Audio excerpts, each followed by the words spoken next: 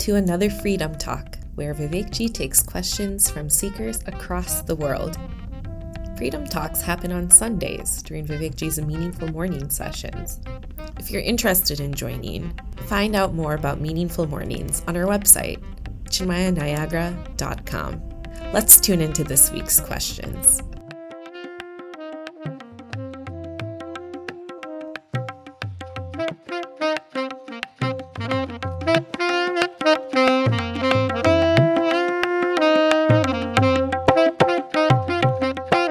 Why do we engage in a freedom talk where you're looking at nature, where you're drinking a hot beverage? It is not to hear other people's questions and reflections, but rather to see how you relate to the same. These are your questions, and these are your answers too. You have these answers. You're just not listening to yourself enough. We continue with questions from Why Do We?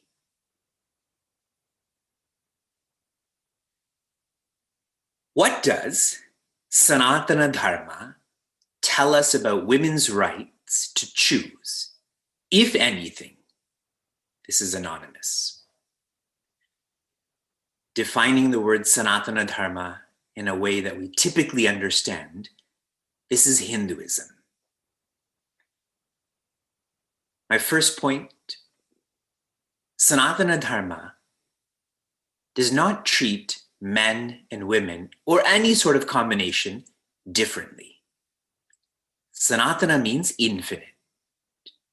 There is no exclusivity in infinity.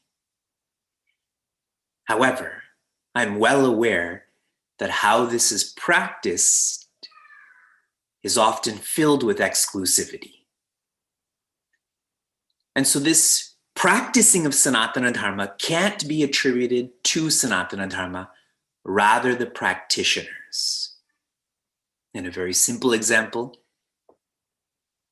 if you are driving a car and you accidentally hit someone, and the car doesn't get in trouble, you do.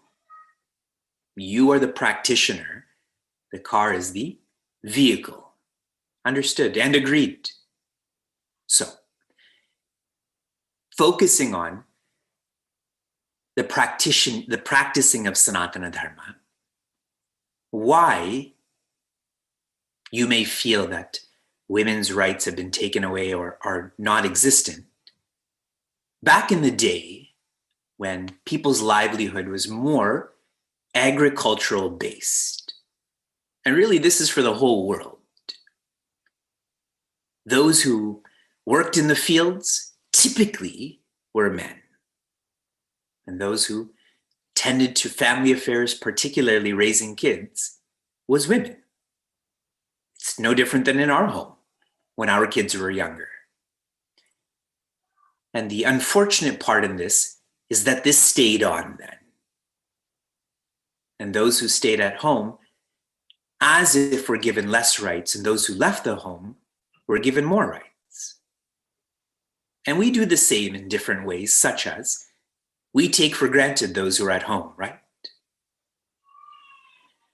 Those who get a paycheck as if have more contribution than those who don't get a paycheck. Correct? We think in the same way. And that's why such communities are important, where money doesn't mean power. Staying at home or leaving the home, both are important. In a micro sense, in our home, I don't have an income. Sheila does.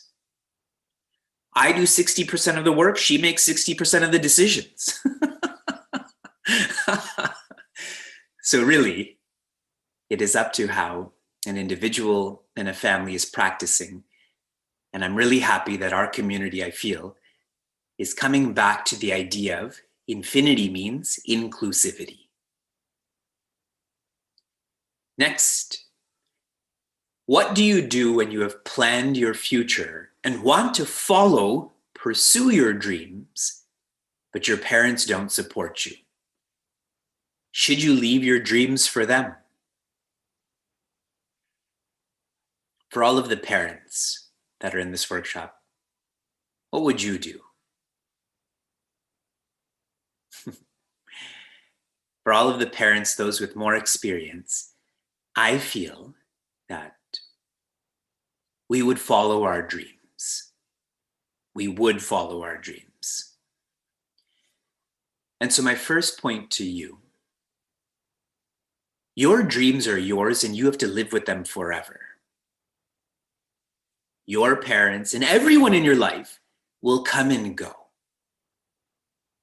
Think of the last year. Think of when you were in high school. Do you remember all of those people? Do you still associate with them? But your dreams, that is your relationship with your intellect.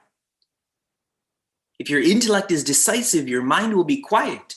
You will be happy. You should follow your dreams.